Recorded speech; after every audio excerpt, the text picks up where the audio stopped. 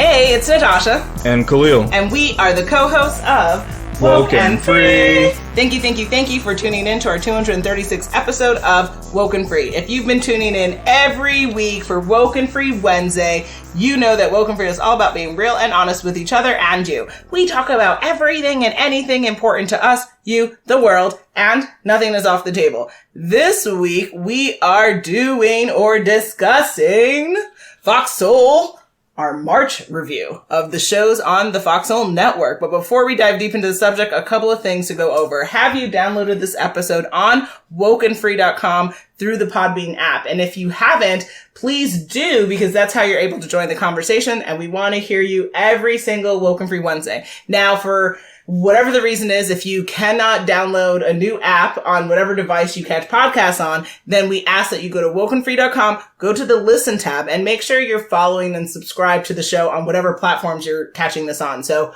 we definitely really, truly appreciate the love and support on iTunes, on TuneIn, Stitcher, Google Play, YouTube, SoundCloud, iHeartRadio, Spotify, Pandora. It's a WokeNFree world. KJ knows it. You know it too. Now, on WokeNFree.com, definitely make sure that you click subscribe to follow the show. And then on social, you can easily holla and find us on Facebook, Instagram, Twitter, YouTube, TikTok, Pinterest, and LinkedIn at WokeNFree. And then if you have like 90 seconds, which we definitely think you do because we're still in a pandemic, amongst a lot of other things happening. Yeah. We would love for you to go to WokeNFree.com, go on the Listen tab, and then make sure that you pick your platform where you'd like to review the show at. We have lots of the 5-star reviews on iTunes, and we would, I think we'd like some more. So we appreciate you. Thank you. I'm kicking it to you now, Khalil. And I'm accepting that, okay? Nice. We would like to start our conversation, but we would also like to share a little bit about ourselves. I'm right about that, right? Exactly.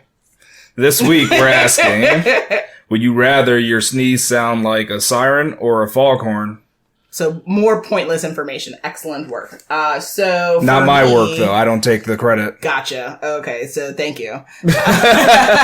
my sneeze sound of choice would be siren because foghorn sounds weird. I can't even imagine. I don't think I've heard that in a really long time, so I can't imagine what that sound is. Like on the boats, you hear it in movies usually. Oh, that sound. Didn't you watch? You watched Titanic, so you probably remember from that. Did I watch Titanic? Yeah. Do I have it tattooed?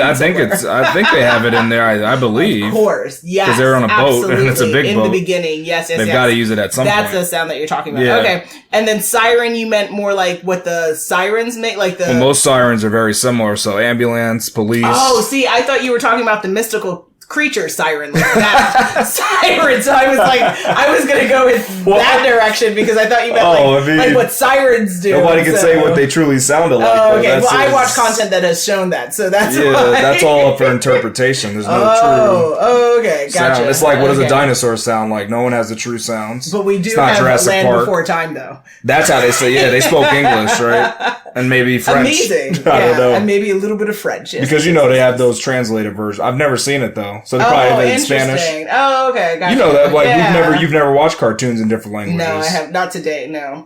So I've watched them. So siren, you meant like ambulance, or okay. So between that and a foghorn, I'll go with siren. Okay, I agree with that. Siren to me is better because foghorn to me that's so obnoxious. That's crazy. Yeah, that's true. If you're just sitting around, imagine if you're like in a doctor's office and you just make that noise. It'd be really annoying to keep doing that. It'd also be really terrifying. You might give someone a heart attack. Yeah, the siren you can actually play it off. You could say, "Hey, there was a car going down the street." But now that we've talked about it, now I really wish it was you were referring to the mythical creature siren. But then that's too easy to do because it could be any of those sounds that you've heard on the show. I know. They're never that bad. Seems so cool. It's just them singing or calling to now weary I have to go sailors. Watch some type of mythical show again. That's awesome. That's not really crazy. Okay. Come on. All right. But with that, I'm not going to do a sloppy transition. We're just going to get right into it because I'm dirty and direct. Oh, really? So that's how I play with that. Oh, really? Yes, sir. And with that, let's get into the episode. Yes, about what we learned, what shocked us, and what we had to bring to WokeNFree Nation on Fox Soul. So let's kick it off, Khalil. I'll kick it off with Fox Soul's Black Report. And the episode that I'm going to focus on is the President's Day episode because I thought they talked about the presidents like in a different way. So what they did is they looked at each former president and they were saying, oh, this president owned this many slaves, or this is how they felt about slavery. And I don't know. I've never experienced a President's Day like that. In school, they used to honor them and say, all right, they're on, these dead guys get to go on the bills and they did such great things for our country. But they never mentioned how many slaves they owned or how many mistresses they had that were slaves. So that was definitely a different type of President's Day special that I've seen. I mean, that's super different, for sure. Yeah. Not common. Definitely not common. Definitely, I think, more realistic into how the African American experience is on certain holidays like President's Day, where, the majority of the folks we're honoring don't reflect our community, and you believed things that were against us and or put in place systems that didn't necessarily empower all in this country. So that's really interesting. The only commentary I would add, I did like that part of it, but I feel like there's more production value that's needed from this show in that how do I say this? Well, you love watching news type programming. Well, definitely not. That's a hard pass. But yeah, you got off that C-SPAN hook that used to be on. Exactly. Yeah. Talking that smack. Not anymore. I'm not necessarily the biggest fan of news, and primarily it's because I either find most of the folks delivering it to not be as enthusiastically interesting as they could be, and then also I find the tone to just be really hard to stay focused in on. I don't know. And also we've talked about this before, where if you're going to do 20 news stories over and over and over again, why do 15 of them need to be negative? Why can't we have a little bit more equalization of positivity and inspirational content, as well as yes, this part of the world's on fire. Cool. But not every part of the world's on fire at the same time. Oh, that's a good point. How many positive stories have they done? Yeah. I mean, in general, just talking when I'm thinking of the show, I don't. That's not a lot. They actually don't have a lot, to be honest. Most news channels are very swayed towards negativity, and it's because the human brain is swayed towards negativity.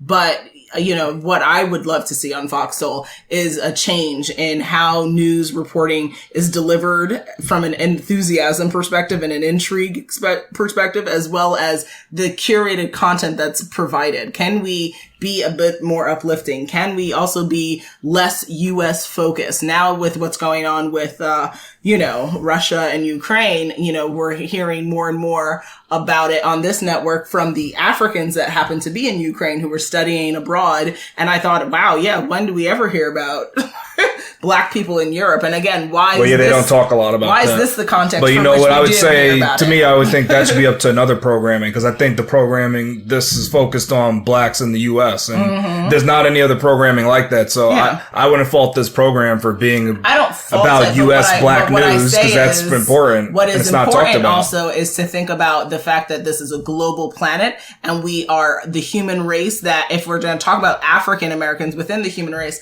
then we should talk about the the Pan-African experience, the African experience, African American experience across the globe, and not just what's going on in the U.S. But yeah, to your point, if they only have 20 articles, no, it's not all to one show. But what I'm saying is, if you want to be a differentiator, if you want to be a leader in this space, that's how you lead. You do things different. If everyone else is only talking about the U.S. enough, though.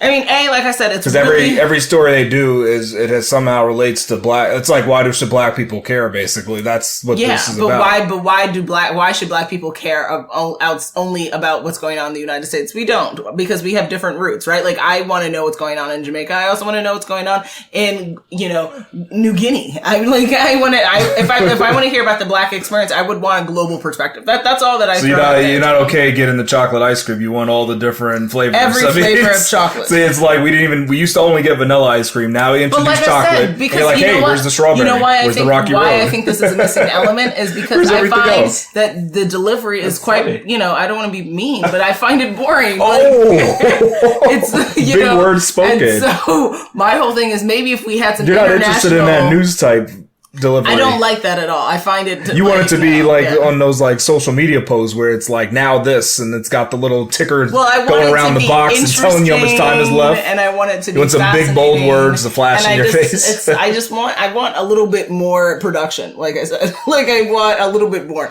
And so why I think you don't want to fall asleep while watching it. Why I think the international element is missing is because I think that when you dabble into international news and commentary and also bringing on subject matter experts, it's going to get more interesting because folks in other parts of the world are fascinating as hell. And I feel like it wouldn't be that much more of a lift. So that's my piece on that. Interesting. Yes. Indeed. What's next on docket? Let's discuss the town hall that Vox Soul did. The N-word. Jesus. I don't know if they did other town halls, but that's what we saw that's from the one that I between our see. last episode and this one. Yeah. Mm-hmm.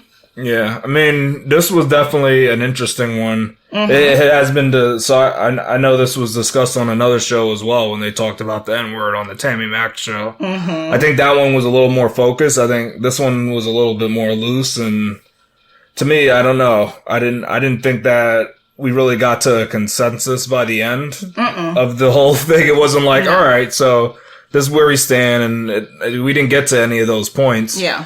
I mean, so that they had this one doctor on there too. He was he was smart. He was pretty good, but I mean, I still think there was an issue with him saying that he was trying to explain, oh yeah, everybody understands that certain groups can use select terms and nobody else can use it, but the problem is when you can't apply that to the N-word because the problem with the N-word is there's no other word like our word, right? Not even that. This word is being used publicly and it's being sold to everybody. So it's kind of like he's trying to compare it to words that some people say in small select groups, but the N-word is said worldwide, everywhere, and it's being spread. That's not his point. I think his point, Dr. Aaron Smith, I believe is his name. I believe he was suggesting that like African Americans are one of the few communities that aren't allowed to take a word and change the nature and connotation of it. That was one point. That was one point he made, and that is true. Like, why is it that we? No, you can do that. I'm fine with that. I'm getting. But do you agree that that's true or not? Do you think that we are? I mean, anybody can take any word and change it to they want. Do you feel like we have the right, or when we try to do something, kind of like the N word ER, and you do GA, right? Like, yeah, I mean, to me though, that's semantics. I think they're both the same, but that's just my opinion. But all right, I'll let people. Because that's argued, to me they're the same thing. They mean the same thing to me. But the thing that I don't, because it's kind of like he tried to act like.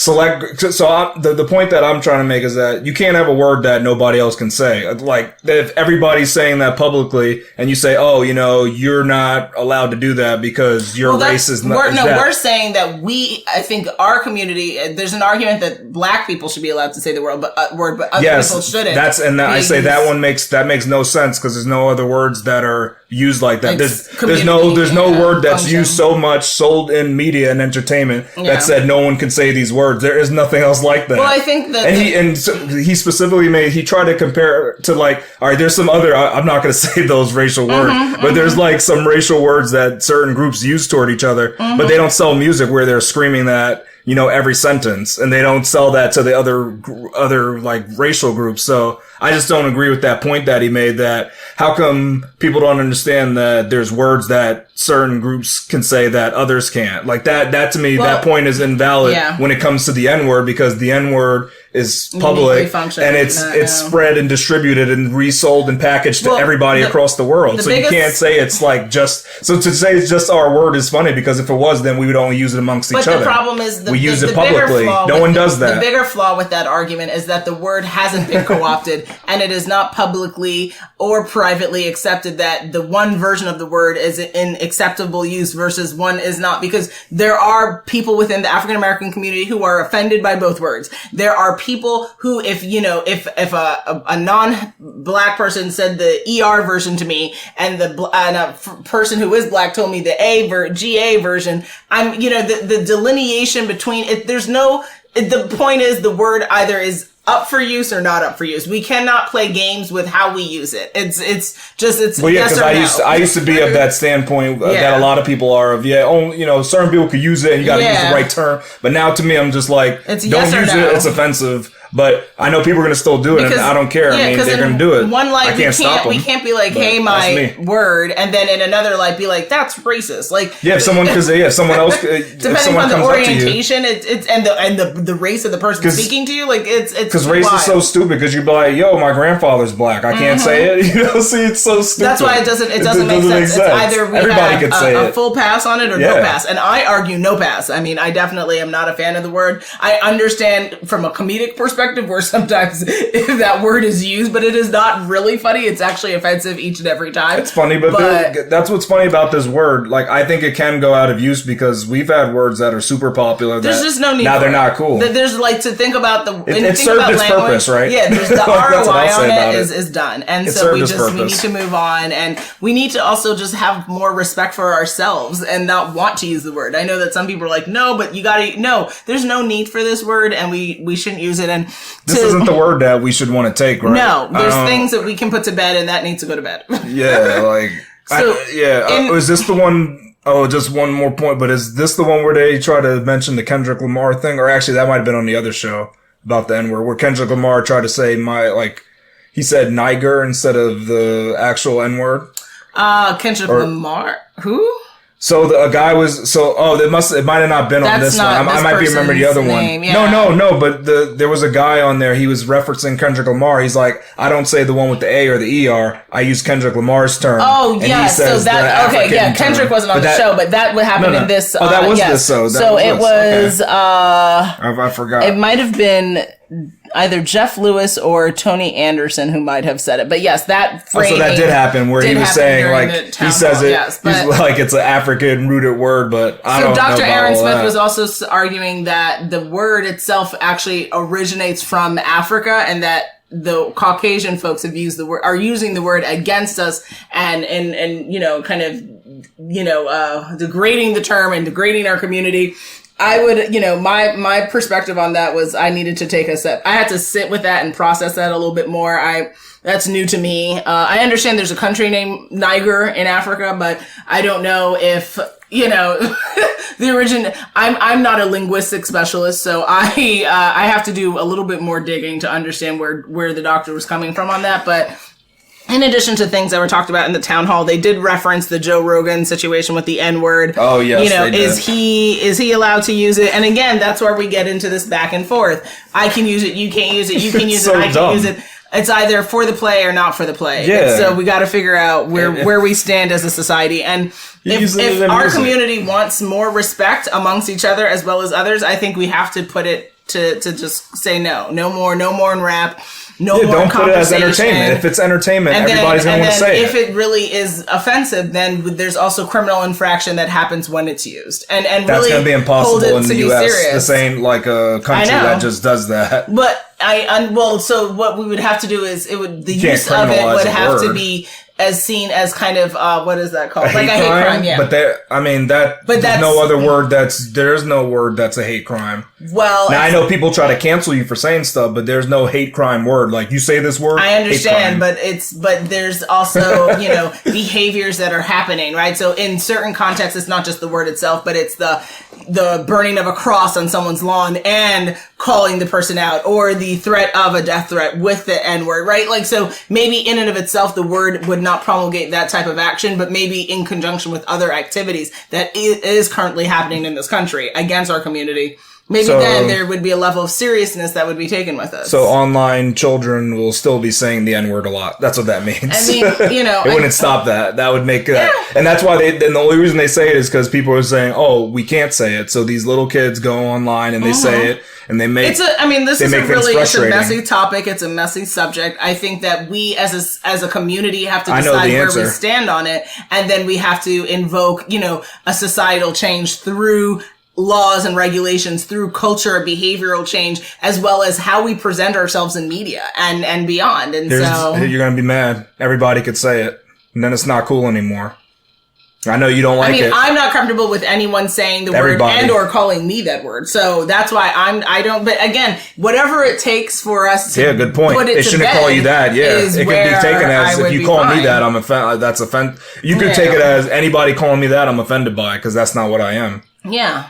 My name is Natasha. I don't know what to tell you. Technically, we have to come to a point where society says anybody can say it. Who cares? It doesn't mean it's not an endearing term. This is going to be interesting to follow forward. But yeah, everybody has a different opinion, right? We both have. You know, in the town hall, they also talked about, you know, apparently Biden had a little snag-foo when he was talking about the Negro League, and he said Negro League, and he didn't say league in one part of the statement. And, you know, is that offensive for our president to say the word? Definitely not. Negro, and because I think it was a term that we words, use because he's from such an olden time when Negroes was acceptable term for blacks. Well, let's not use the words. but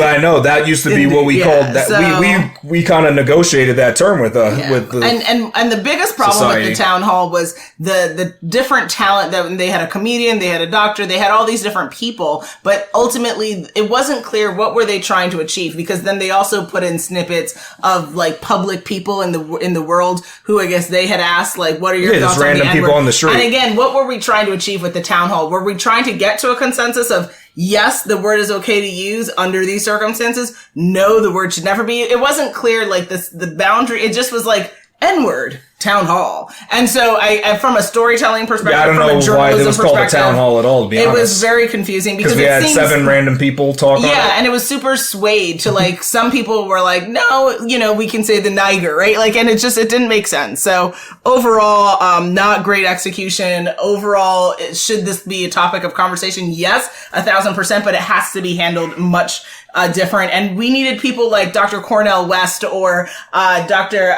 Michael Eric Dyson who are wordsmiths who understand linguistics and the art of communication and storytelling a bit more to dive in onto this subject. This is not something that should be handled. You should have at least one of them on it. But I mean, technically, Aaron Smith was close. Not that he's on. I mean, he's close. Because he was so impkind, it took he was from his language, right? He got a little excited. He seemed like, how do I say this? Kind of like, you know, when someone is like a child is extremely like excited. He was exuberant. He was extremely exuberant, and it was to some degree distracting from what he was saying because. Oh, but I like that. I thought he was going to pop through the screen. I was really concerned. I think people like that though. It's exciting to watch. Energy. That's the type of energy you want that on the news channel. That's too much. Not all the time, right? We have to have bits and pieces. Yeah. Of it. But we have to have something more than, you know, half corpse. I mean, you know. What are you trying to say about news anchors? They deliver the news precisely as it should be delivered. No. Monotone and non-judging sometimes. Yeah, there's more value. But what's next on docket? The next show is the Turned Out with T.S. Madison. Which, I mean, get it. The name says it all. But... So I guess the TS stands for transsexual is what I'm guessing. Transgender, I believe. She said, trans, but now... TS. Or transsexual, something like that. Yeah, because that's the host. So this is kind of like, I mean, it's not a variety show. I guess a talk... Do you call it a talk show? What would you call it? I know. Ooh. But so the TS Madison is a former sex worker. Correct. Who identifies as a trans woman. Yes. And brings on, like, different guests on the show. And she's different segments of her show, yeah. Different segments. Like, she likes to start with a viral video, and then they discuss that. Which really blew my mind for this episode that I saw. Yeah. Because it was...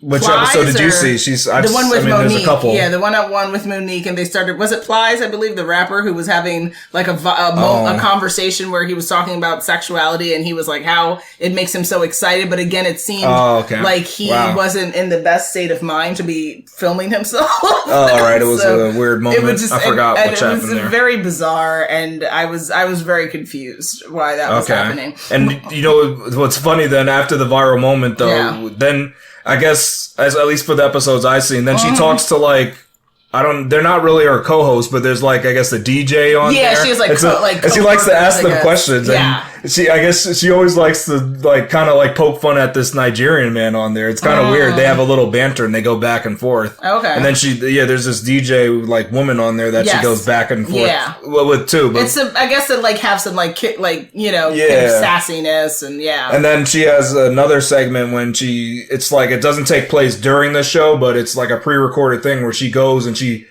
cuts Speaks it up with somebody in a car. Industry, like, but she talks in a car to try to make it more personal, and they go through a drive-through sometimes and get food, and then interesting. Yeah, it makes it more personal, I guess. So she does that. The segment I watched was different. A very disturbing conversation with an actor who what was his name? It was something like an actor. What was his name? It was like Jamaica was practically Jamaican me crazy. No. All right, I tried. And it was the same episode with Monique, and he was talking about his experience being one of those actors in early Black Hollywood where we had more. Oh gosh, what was his name? Oh gosh, it's going to. Well, we have the link in the episode, so you guys can check it out because it's the same episode with Monique where she comes on and she shares her story. Which, I mean, what were your thoughts on Monique's interview?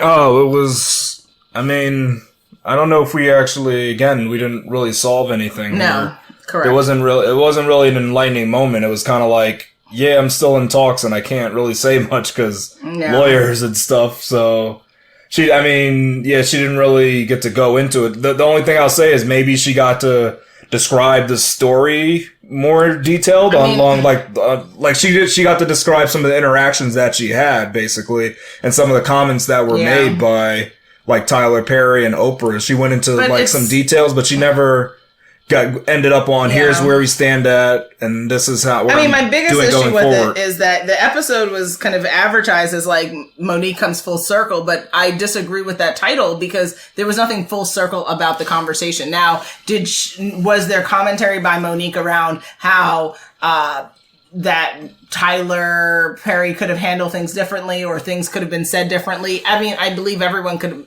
make that assumption. What I would have thought would have been full circle is, was there an apology made? Does Monique feel she needs to make an apology? And what's happening now? Is she not blackballed anymore, quote unquote, according to her? Well, yeah, we're not sure. Like, it's just not clear what was the point of this. Like, if you're going to bring something to the public view, then you have to have a beginning, middle, and end, or some type of teaser to what's coming next. And I felt like that was not a pointless interview, but I felt it was a conversation that has already been had for several years. So, always happy to see her. She looked beautiful.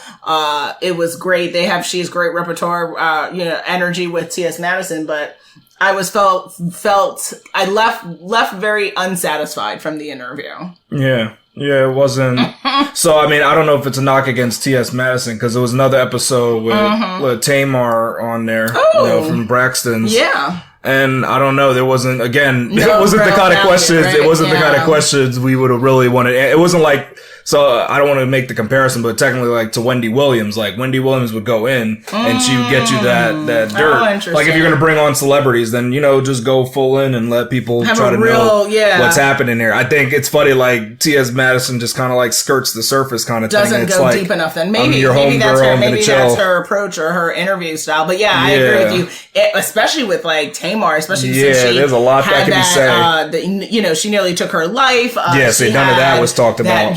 Supposed Great Depression, all these issues within her family and her sisters. What happened with her ex? I mean, there's so many different things. This is the only thing I learned. If you want to spill the tea on, Yeah, the only thing I learned is that Tamar used to not know that her sister Tony was famous until I forgot what song it was, but there was one song that came out, and then she realized that she had a famous sister. She didn't know that at first.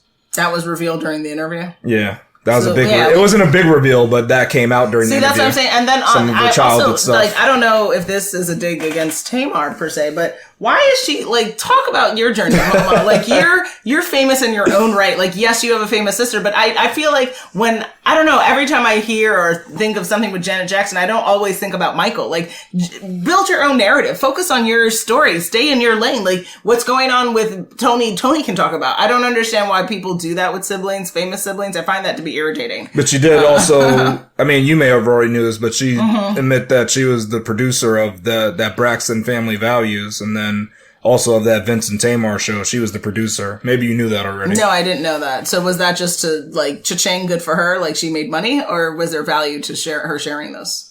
It was T.S. Madison just brought it up. I don't think she brought it up. See, yeah, again, I would have, especially within the African-American community and how so many of us struggle with mental health, really would have dived deep in on an understanding of what happened with her depression. How long has she suffered from depression? What are some of her triggers? Give us information that could also be helpful for other people going through something like that. Like, again, what's the ROI, guys? What are we trying to achieve? We have to have value. Always. So, I mean, in general, this show, it's not as, like, hard hitting, right? It's not it's not as crazy as you think it would be from the title. The title makes you think. But that beginning dancing is a little interesting. I mean, so the things that are in here that some people might not be able to watch is like, they have men doing some dancing it's different. Like, you're not going to win Dance with the Stars. And more like fun. And but it wasn't good dancing. I'm sorry. Ooh, okay. But maybe I don't like that I'm not style. A dance critic, so I can't. Oh, okay. I saw that dancing. I can't co-sign on it. And then you just gotta realize. I do like T.S. Madison, her energy though. She is super fun though. And the funny thing that she does every time, I guess it's the thing is like, so she has like clapping coming on, like most shows do when you have a talk show, there's clapping. And she always says, oh hush, stop. Like she says that, it every time, funny. But for the clapping to stop. And anytime you clap, she'll do that. She's like, oh, hush, stop it. Like, it's funny. Like, okay, they're clapping for you. Yeah, I know, but that's like the thing that she does. Interesting. Yeah, okay. I guess it's a good show for seeing the LGBTQ plus community. Yeah.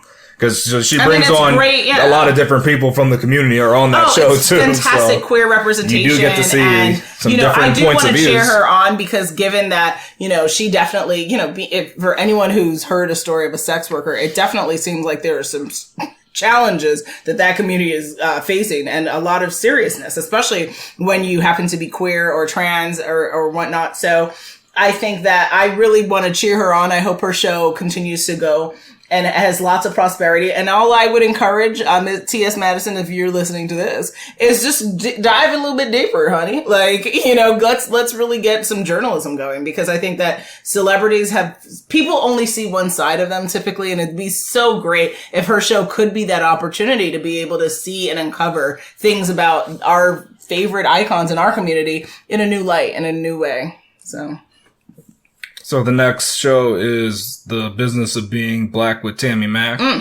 And some of the episodes I saw, they've got some very heated topics and I had some good laughs and I was really feeling some of it because these panelists they're diverse and sometimes they get up on each other's face and it gets a little sassy. It's pretty crazy. I thought it was downright a little bit unruly. You thought it was unruly? Yeah, it did. I mean, it seemed a little bit extra, and it didn't. You know what it is? It seemed disrespectful. Like people were being very disrespectful to each other and how they were communicating and what they were communicating. Because you know what happens? So this is what happens. There's like it happens on one of the both heated shows. So it happened on the voter integrity, and also happened on the reparations, and I think it happened on the abortion episode, where what would happen is so you have like a panelist who's kind of maybe conservative and kind of like staunch.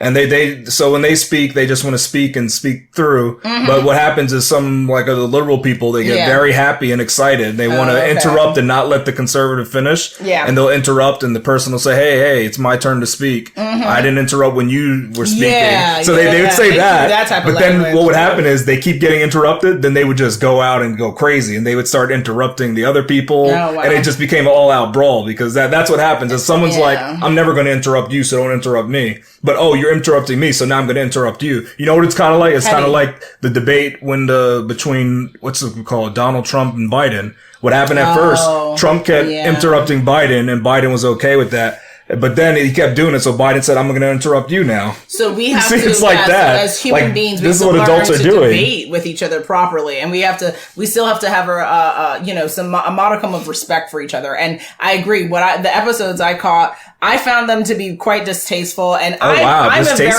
a very enthusiastic speaker, as y'all know, and I get loud and rowdy just like anybody else. But when we are trying to have a debate to not only inform an audience, but also to engage audience to get excited about this. Me screaming over you is not going to make necessarily someone more invested in the conversation. It might make the person just switch the channel because it's like, I can't hear what anyone's saying. All I hear is, you're not allowing me to speak. Oh, well, and it becomes catty, and it's kind of like it's darn right miss. Like a Real Housewives of Atlanta type of episode. And it's just, it didn't have to be all that because this is intellectual debate, right? Why are we not sticking to the politics and the business of what Black Americans are dealing with in America, as well as what's impacting us and our thoughts on it, right? That's the whole point of the show. So usually they're pretty good though. They don't usually go to personal attacks. That's what I'll say. Because sometimes people jump on that immediately, like, oh, I'm going to attack this person. That's like a reality TV you're so silly, situation, How could you know? But they don't do stuff like that. You're stupid, and that type of thing is not. So they usually don't break down to that. It's just that they get in a crazy thing where everybody wants to speak at once, and then we can't hear, and we don't really know what's happening. It gave me a headache, to be honest. I was not. Oh wow! For it. Yeah. So you got upset about that. Because, like I said, it's distasteful, and it's like, what are we here for? Are we here for the antics, or are we here to really understand? Does every African American in America understand voter rights? Do we know what voter suppression is? That show did not provide more context because it was hard to understand the education behind the argument. So again, focus on what we need to address. Here's my question for you. If someone's speaking and they say something to you that's blatantly wrong, do you interrupt them or do you wait until they finish?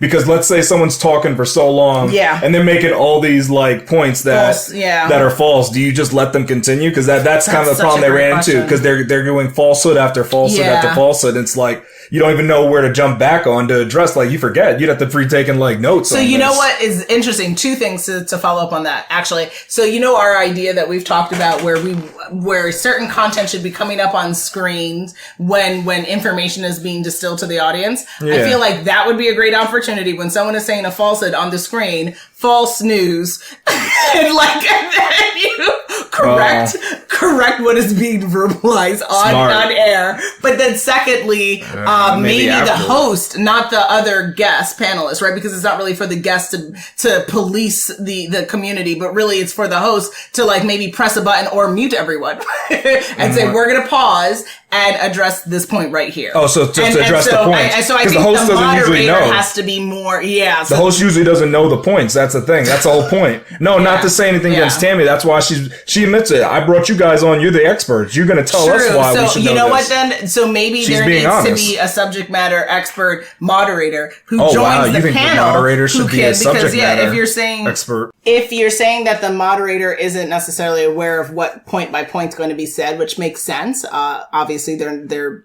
talking live and off the cusp, then a subject matter expert moderator would be able to hone in on when false news is being shared, and you say pause, and you can even, have some type of clever production value that comes with that, because ultimately to your point, if someone's going to talk on a tyrant or a rant for 10 minutes, it's not effective communication, nor is it healthy debate. And someone has to actually be educated on the subject to be able to interrupt. So again, production things to think about, y'all, but keep it moving, Tammy. What's next on docket? The next one is Cocktails with Queens. Oh, your favorite. Exactly. Who doesn't love cocktails? On a Monday, yeah. Makes no sense. Oh, okay. I mean, the Monday night special before. Makes no sense. We're starting the week off. Just to get you prepared. It's going to be hard to be sober. See what kind of messaging that is? Isn't alcoholism a bad thing in our community? But hey, I guess you're just being honest, right? They all are drinking water and tea. I mean, Vivica. I know, that's funny. She pops it down and she has wine and stuff, but most of the episodes. But the other ones are like, I'm drinking Jesus juice, like it doesn't. Yeah, a lot of them is like, it's water tonight. That's what I'm like. It doesn't even. It's off brand. Where's the cocktail, guys? Yeah, technically, they should always have a cocktail, each of them, but it changes. What I do like about what I've seen is, I don't know if it's every episode, but I've seen in a couple, they have this Queendom segment. Yeah. I don't know if you've seen that, but they discuss a question, and they had this one episode, and the question it was inspired by Kiara Sheard, I think. Sheard. Yeah, and she said that she doesn't trust her girlfriends to spend the night in the house with her husband. Yeah. But to me, this was funny, because in that episode, there was only 3 of them on, and of course it was actually the 3. Well, all right, to be technical, 2 were divorced, 1 had an annulment. So I'll just put it out like that. Throwing shade. No, but I just thought it was funny. But those were the ones who got to decide on the topic, and what they said is that they would trust their girlfriend to stay the night because that's a trusted girlfriend. I think it would have actually been better though if Selena was on the show because she's the one that's still married, right? She should give us the answer to that question. Wouldn't that be nice to hear? She's been married for a while, yeah. Yeah, so to hear her response would be more thoughtful than, these women just because whose their marriage did not work out. Didn't mean that they don't have value to talk about a relationship or but it's kind of like, practices. But it's like, should I take advice from you gals on how I should treat my marriage when your marriage didn't work out? Maybe the advice you're giving me is why your marriage failed. Not to say that was the reason, but I'm just saying. One word comes to mind: savage. So I'm just thinking that's funny. Gotcha. But I'll say that at least Vivica Fox, she did understand where the Kiara Shard was coming, her point of view. She did understand it, and she said, I could see that, yeah, some women, it depends on your household situation, that's going to go down.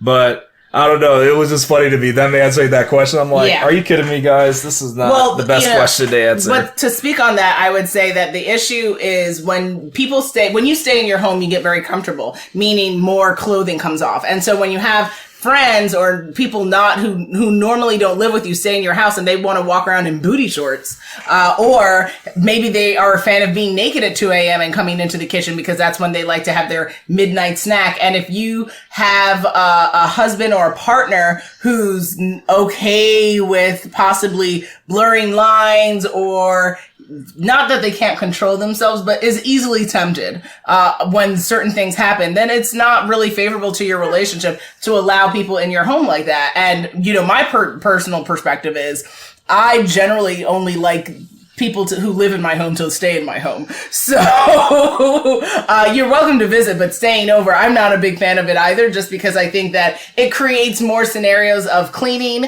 of breakage of items, as well as people just disrupting your energy. That's where Vivica Fox, her point was, if you're in this big house and you have this guest wing where you don't even need to see them, you don't have to go there. Then that's a little bit different because they're all on their own. Go to the east wing of the castle, but most people don't have that. Yeah, that's why she'd understood that. I like my space, and I don't really want people in my space. If you got this huge, space that's the space where they get their own place, then maybe it doesn't really matter. Also, people sleepwalk, and you can't just the other day you were suggesting that I was doing something in my sleep, and I really need footage to prove this. Let's go back to the videotapes. Let's go back to the videotape. So people do all sorts of crazy things when they're not in their right mind. So you're right about that. Why would you? What if you have a girlfriend who sleepwalks, but she also likes to striptease while she's sleeping? But she just wears, or she sleeps naked, because some people sleep naked and she comes then they sleepwalk down the hallway. And then because it's kind of like because you get caught in bad situations. She's sleepwalking naked. Your husband was getting his midnight snack as usual, and it's like whoopsies, we cross paths. And then she's like out here flopping things. It's just a really bad look. So that's just not and cool. And now you're not friends with the girlfriend. Now the husband's in the doghouse. I mean, it's all of this can be avoided by just staying in a hotel or a motel, guys. Yeah. Some bad situations can happen. It's just or risky. What if you want to watch X-rated content? Do you really do that in the guest room? Like, what if the walls are thin? It's just stay in your own space. That's the moral. It makes it easier. Yeah. And then I did like on their Valentine episode. Where they were doing a whole lingerie thing. That was funny. Oh, yeah. They were showing the men's lingerie, and it was like, that was different. All right, those silk boxers aren't really lingerie. I mean, there's no such thing as men's lingerie. That doesn't make sense to me. Well, there is. Rihanna created it, didn't she? I guess so. I mean, that's interesting. Savage. But I liked on that they actually mentioned that there's this black female doctor who helped create the COVID vaccine. Yes. I never even heard about that. Love that. She did the research on the mRNA stuff. So absolutely. I think that's cool. We don't even hear about us, being a part of these discoveries. So Absolutely. That was nice that they mentioned that. Yeah, so my thoughts on some of the episodes I caught. So for their Valentine's episode, they had a split chart, and I thought that like for couples who didn't make it for Valentine's or something like that, and I thought that was offensive. Again, that was offensive. Why are we don't laugh at me. That was offensive. Because why are we spewing towards the negative? On the day of love, we want to talk about the negative, who didn't make it. I mean, it's just, to me, but isn't it like but you say that just because they didn't make it, that's not a bad event, right? That's good. They learned their lessons, had some good fun. It was great time. It was great time. It wasn't a failure, right? But you say that. It's not a failure. There are lessons learned, but I feel that with focusing on black couples, it's really important to double down on the couples that are making it, not the couples that break up, because that's a common rhetoric that black love doesn't exist, that black love is a falsehood, and that is not proper messaging for young people. That is not the messaging I want KJ to, like, he grows up in a house with a black father and a black mother, right? And that is something that our young children should expect, not see as the abnormal unicorn status of relationships. That is absurd. So that's why I take offense to that. Because it's not like they do a split chart every episode. No, but especially when you are talking about love, you have the nerve to talk about the ending of love. I just thought that was poor taste. I guess so. It's Valentine's Day. Very poor taste. Very poor taste. Maybe it's just not the time. like a shade that's not needed to be thrown. All right. Maybe then it's not the time. next thing, I definitely agree with you with the black doctor behind the COVID vaccine. Yes. All to that. Love that. And then the Nicole Exo horoscope, they went over talking about like actions in alignment with your sign. And you love that stuff. Yeah, I'm all about the zodiac, so I was really, really excited about that. But then they had this sexologist, Shamra Howard, who I thought that was a very bizarre, Shamira or something like that. Weird interview.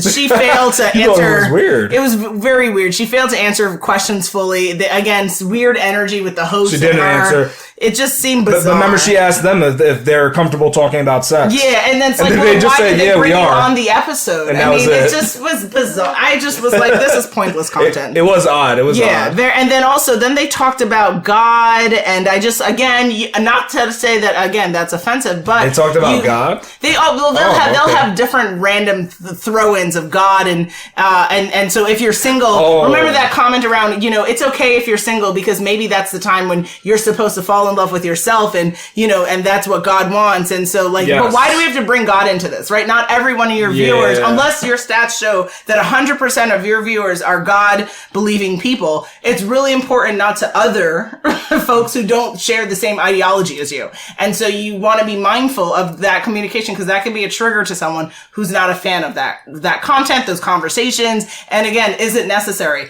Do we hear that in other programming? Not necessarily. And there's a reason for that. I just think we have to leave God for where God should be reserved, which is within our personal hearts. Not during... You have to express to other people that God is in your heart. Yeah, because if you really believe in God, then do you need to go on and tout all about it? You gotta prove to people that you have a belief in it. Again, we've talked about it on our episodes, and only to bring conversation around it, but not to tell people, oh, you're single. Well, then that's, the divine order. And that's...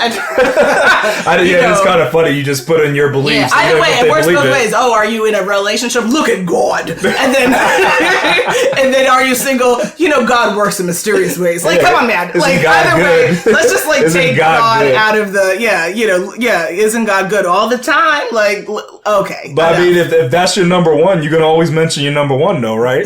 I know, but just be aware that you risk offense. That's the problem. All you do, though. Yeah, you do. You risk offense. So. But I think if that's your number one, you're going to always be mentioning them. That's why that comes up. And listen, Christianity and belief in God is very deeply rooted within the black community. So I get where it's coming from. I grew up in a very Christian mother. I have family members that are ministers. Like, I get it. Been there, done that. But it's just, just something to keep in mind, ladies. Yeah. And then next in your Columbus Short interview, also very odd, because he was talking, then all of a sudden his wife got in his lap and they were talking, they were trying to not pretend, but it seemed like they were trying to have this front of lovey, right? They're going through this issue where, there's a domestic violence claim or issue, and there's legal issues as to why he can't just talk about it. And he can't even talk about it. Wow. I just think that if we're gonna talk about something, bring people on when they're in a position to be able to talk about something, not be like, I wish I could say more, but again, what is the ROI on that, funny, right? Like, let him and his wife get through this, and I believe they're pursuing therapy as well. Let them get through it, and once they're through it, and they have the freedom and the breath to reflect and to discuss it, then let's talk about it. And that's not just talk about things in the middle of it. Just very, very poor journalism, I think. And then last point is in that episode with Columbus Short, they also talked about like, what are your non-negotiables? And we'll share this post in the episode. Thought that was really interesting when you think about things that are what is non-negotiable for you. I thought that was a healthy little conversation. And the last part, was about Laverne Cox and her dig against Jada, bringing up Jada's entanglements at the SAG award show, where she was interviewing people on the red carpet and was saying, "Oh, no more entanglements for you," right? And wow, very, very poor taste. Again, that's the wrong time to bring that up. Yeah, right? And it's like, why can't we just support each other? You know, everyone went so hard when Snoop Dogg said what he said about Gayle. Right? And if you all remember, if you don't remember, we'll try to put the video in for folks. Because it was epic. What Snoop said. It was wilded out. Yeah, Snoop is pretty funny there. But you have to wonder, when we are publicly exchanging with each other, like moments like that, can we just support each other? Do we have to throw shade to each other? It's just really unfortunate. Here we go, yo. So what's a scenario? It's scenario time, guys. Scenario 1. Quatisha wanted to put together a show where she discusses the true history of America. Is it possible to make this show interesting? It depends on how truthful Quatisha is going to get. It also depends on who Quatisha brings on the show as guests. What is the, animations, the type of production value that's brought to the show. And then also some of the sponsors that, the advertising. So it's all going to be based around content. It's going to be based around production, how it's put together, the energy of the speakers themselves, and then, to be honest, like how open there is a dialogue between the audience. If it's just a one-way conversation, then not really. But if guests have an opportunity to submit their videos, if people have an opportunity to engage with the content, then I think it can get interesting. Okay. So if it's like a regular news show, then you think it might be sad. Absolutely corpse level of interest. But if it's not a regular news program, then we have some hope here. Okay. And your thoughts? My thoughts is it's impossible for this to be interesting. I think it should be pretty boring, like a documentary. Okay. That's what I go for it. So that's my answer. Scenario 2. Marshawn told his buddy not to watch content that is intended for other cultures because you will become a culture vulture. Do you think Marshawn makes a valid point? Oh, that's interesting. And KJ wants to chime in. But I would say my opinion is it's important to be open-minded, not only to content that speaks for you and to you, but to content that is addressing or for other cultures.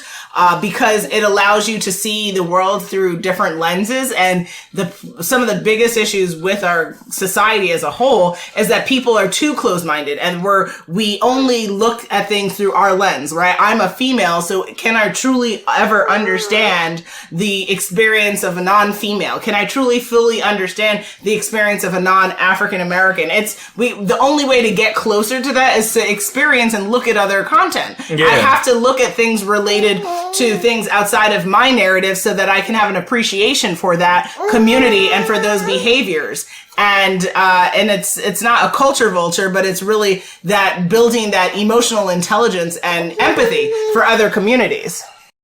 I think I agree with you, and he definitely makes a valid point.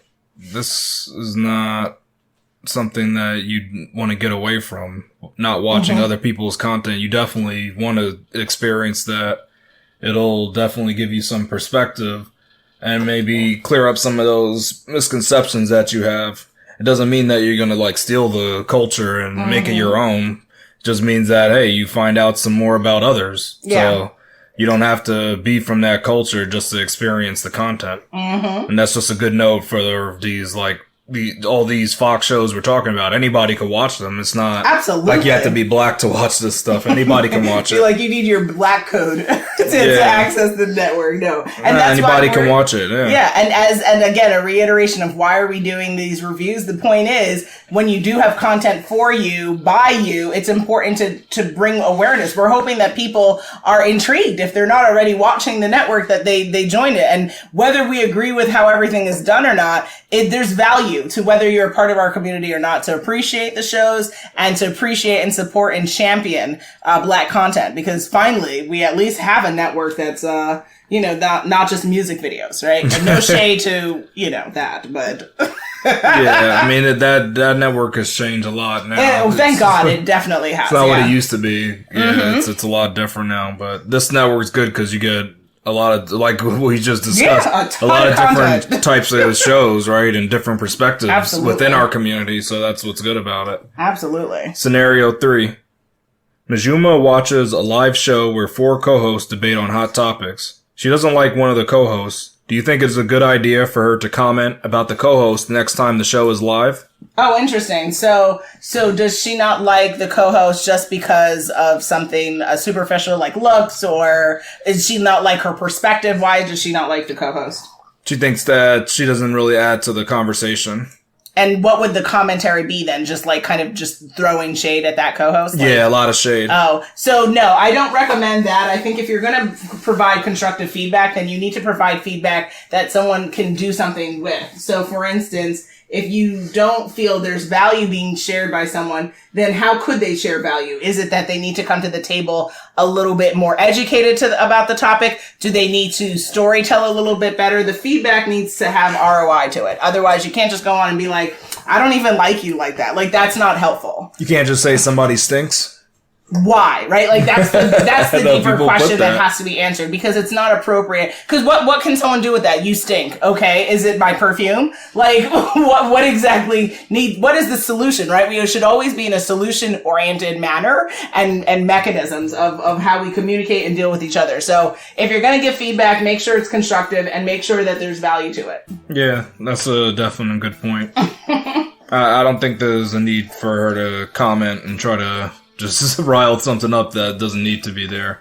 If she wants to leave feedback, she can, but it probably, I don't know if you should just, drop a nice DM or something. You know what I'm saying? I don't know if it should be so public, or you just DM that. That's a nice so that they can just decide if they want to read it or not, and you can just go on with your life. Nobody else has to see it, just in case it's comes off snarky or something. You could take a more personal approach to things. Yeah, I don't think you have to comment. Absolutely. And with that, it looks like we are at that time again, coming to the end of our 236th episode of WokeNFree. Quite the episode, doing our Foxhole March review. So, Khalil, what do the folks have to do now? They know to come back next week for the new WokeNFree Wednesday episode.